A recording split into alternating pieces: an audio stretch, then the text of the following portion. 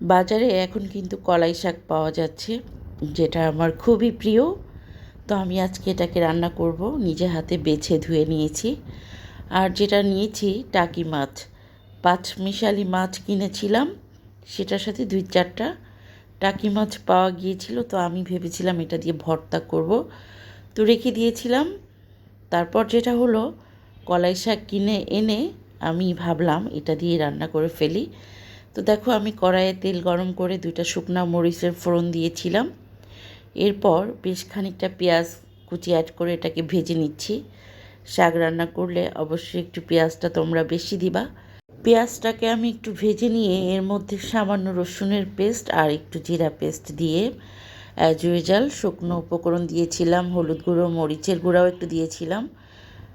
তো সেটা একটু কষিয়ে নিয়ে আমি টাকি মাছগুলো অ্যাড করে দিয়ে বেশ ভালোভাবে কষিয়ে নিচ্ছি। এরপর একটু ঝোলের পানি দিয়ে দিব। তারপর মাছগুলো সিদ্ধ হলে আমি নেড়ে চেড়ে ভেঙে নিব।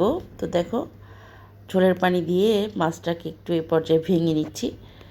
তো তারপর হচ্ছে আমি যেটা করব, কলাই শাকগুলো অ্যাড করে দিব। আমার বাবা খুব পছন্দ করতেন এই শাকটা, তাও আবার টাকি মাছের সাথে। তো আমি মশলার সাথে টাকি মাছটাকে কষিয়ে নিয়েছি। তো চাইলে কিন্তু তোমরা ভেজেও রান্না করতে পারো। তো আমি আসলে শর্টকাট করছিলাম। ভেজে করলে মনে হতো যে একটু সময়টা বেশি লাগে। তো যাই হোক, আমার যেভাবে সুবিধা হয় আমি আজকে সেভাবেই রান্নাবান্নাগুলো করেছি। তো এই পর্যায়ে শাকগুলো কিন্তু অ্যাড করে দিলাম নেড়ে চেড়ে।